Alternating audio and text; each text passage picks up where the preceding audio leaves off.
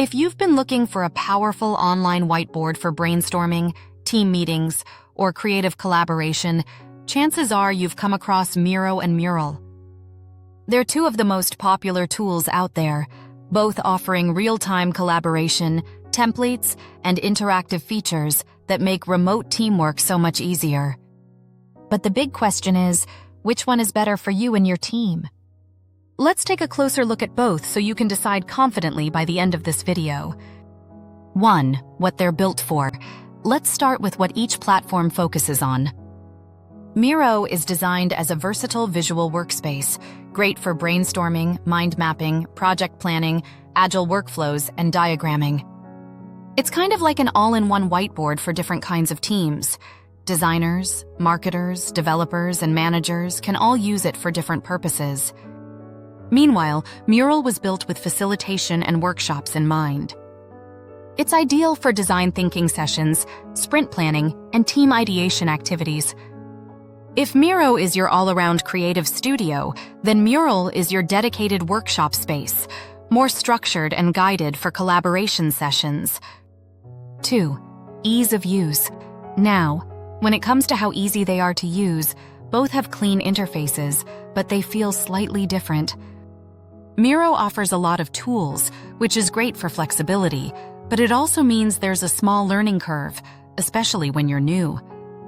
Once you get used to it, though, you'll find it super intuitive and powerful. Mural, on the other hand, focuses on simplicity. It's very beginner-friendly.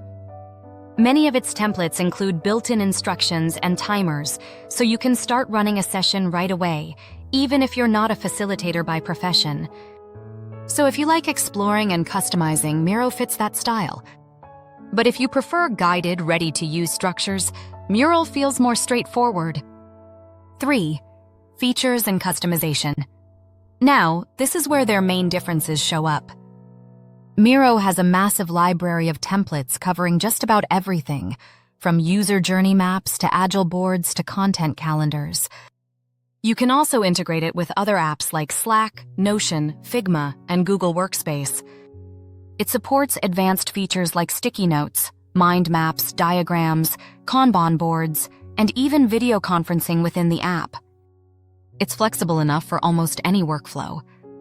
Mural, meanwhile, shines in its facilitation features.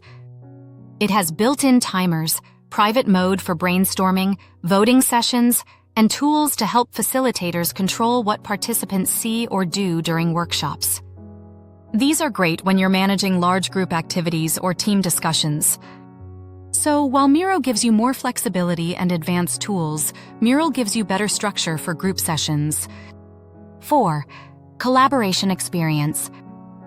When it comes to collaborating in real time, both are smooth and reliable.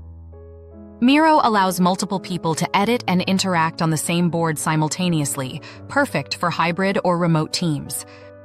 You can also tag teammates, add comments, and even record quick walkthroughs. Mural is also strong in this area, but its collaboration is more guided. You can use features like Summon to bring everyone's view to a specific part of the board, or Outline mode to organize activities step by step. So Miro gives you a free-flow creative experience, while Mural gives you a more controlled, session-based one. 5. Templates and visuals. In terms of visuals, both tools look great. Miro's boards feel a bit more flexible and infinite, great for big brainstorming spaces or complex projects. You can zoom out and see everything at once, or zoom in to focus on details. Mural's boards, however, feel slightly more organized. Templates are laid out in a way that guides users through specific exercises, like empathy maps, retrospectives, or sprint planning steps.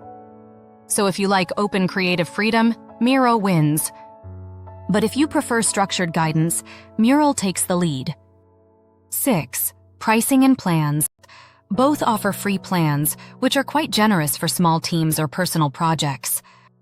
Miro's free plan includes up to 3 editable boards and unlimited members, while Mural's free plan includes unlimited boards but limits you to 3 collaborators per workspace. Paid plans for both tools unlock advanced features like integrations, permissions, and more templates. Pricing is fairly similar, usually depending on team size and features. 7. Which one should you choose? Here's a quick breakdown. Choose Miro if you work with different types of teams, like design, dev, and marketing. Need flexibility for brainstorming, project planning, or diagramming. Want a tool that integrates with a lot of apps and workflows. Choose Mural if you regularly run workshops or design thinking sessions. Need structured templates and facilitation tools. Prefer something simple and easy to onboard your team with quickly. Final thoughts. At the end of the day, both Miro and Mural are amazing for collaboration. It really depends on how you like to work. If you're a visual thinker who loves to experiment and connect ideas freely, Miro is your best friend. But if you love structure, guided sessions, and clear facilitation features, Mural might suit you better. You can even try both. Most people know right away which one feels more natural for their workflow. So that's it for today's comparison of Miro versus Mural. If you found this video helpful, please give it a thumbs up. And don't forget to subscribe for more productivity and tech tool comparisons. Comment below, which one are you using right now or which one are you planning to try? I'd love to know your thoughts.